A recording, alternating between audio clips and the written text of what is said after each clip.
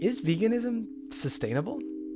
This question is usually answered by pulling up statistics about how animal agriculture is one of the leading climate and ecological issues, but that's not what this video is about. This video is about the idea that the question, is veganism sustainable, is often asked under a misdirection of what veganism actually is. Allow me to explain.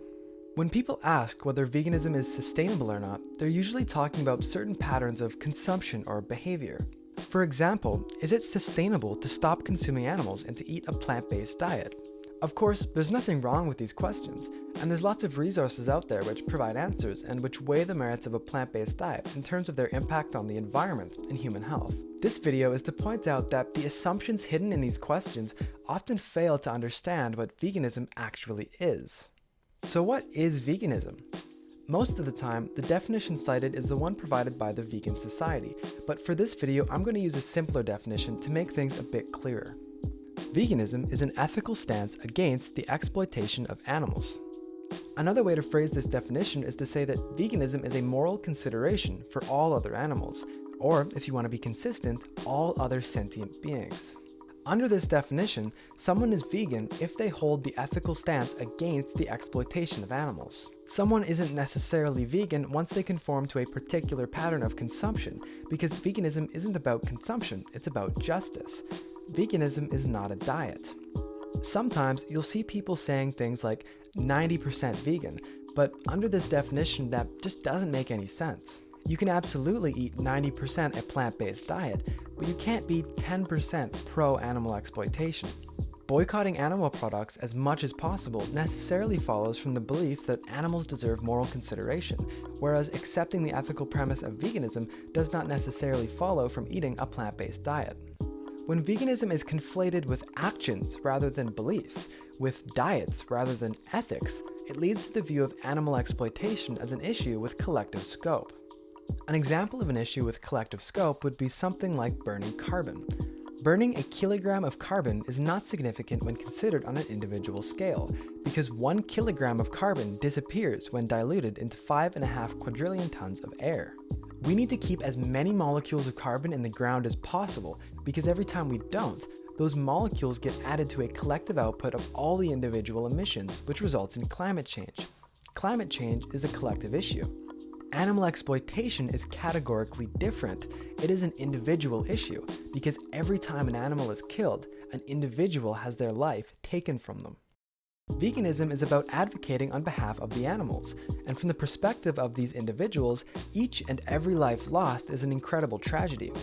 That's why it's harmful when veganism is conflated with environmentalism, because all it does is serve to further silence these voices which already can barely be heard. So when people talk about whether or not veganism is sustainable, they're usually talking about veganism in the context of what it actually takes to put into practice a stance against animal exploitation.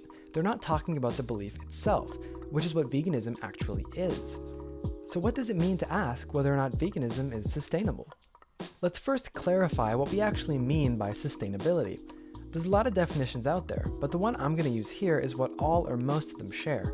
Sustainability is an ethical consideration for those in the future. That's why we care about sustainability, because our actions will invariably affect future beings, and so we have an obligation to avoid depriving them of value.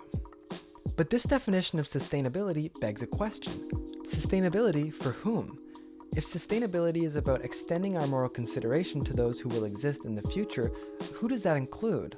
If sustainability is an ethical consideration for future beings, and veganism is an ethical consideration for non-human beings, what does it mean to ask whether veganism is sustainable?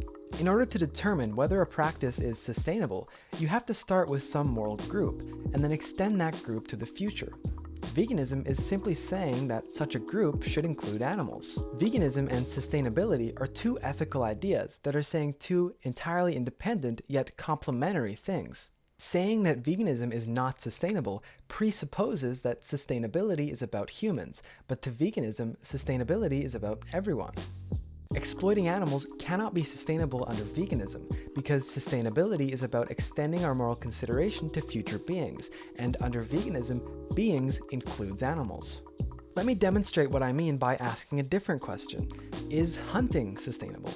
To someone who is vegan, who considers all animals worthy of moral consideration, this question doesn't make any sense.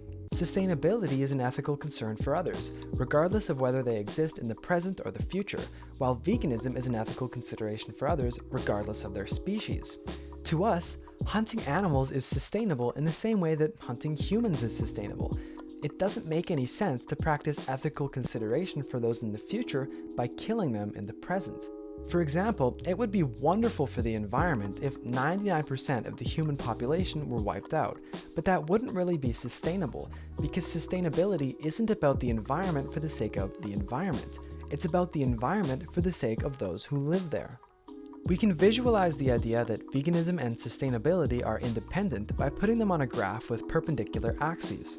On the x-axis, we have a scale from non-veganism or anthropocentrism to veganism or sentiocentrism. On the y-axis, we consider a scale from unsustainable to sustainable. It may be the case that those who care about sustainability are more likely to care about animals, so all it means to say that these beliefs are independent is that every position on this grid has a coherent definition. Someone can be an unsustainable non-vegan, meaning they care about the short-term interests of humans. Someone can be an unsustainable vegan, meaning they care about the short-term interests of all sentient creatures. Someone can be a sustainable non-vegan, meaning they care about the short and long-term interests of humans. And finally, someone can be a sustainable vegan, meaning they care about the short and long-term interests of all sentient beings.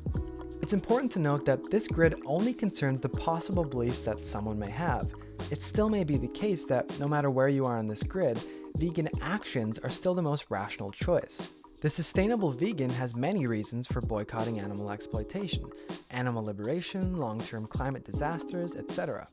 The unsustainable vegan also has obvious reasons for boycotting animal exploitation, animal liberation, and possibly short-term climate disasters. But even the non-vegans who, by definition, don't care about animal liberation, still have reasons to boycott animal exploitation. The sustainable non-vegan should still boycott animal exploitation because of long-term climate disasters, biodiversity concerns, etc., while even the unsustainable non-vegan is faced with short-term climate disasters, pandemics, and antibiotic resistance. So no matter where you are in this grid, boycotting industries which exploit animals is still the most rational choice. So finally, a question I see asked sometimes is, can you be an environmentalist and still consume animals? My answer would be yes, just not a very good one. Even if you couldn't care less about animals, the industries which exploit them are causing immense harm to future generations of humans through harmful patterns of land use, extensive pollution, pandemics, and so on. Even so, you should care about animals. The reasons we care about humans also extend to other animals. They are individuals with unique experiences of the desire to avoid exploitation, suffering, and death. If you don't care to grant moral consideration to other animals, that is likely because you have been raised in a society indoctrinated into the ideology of carnism, into the belief that animals are here for our use. In reality, animals are here for no more reason than we are.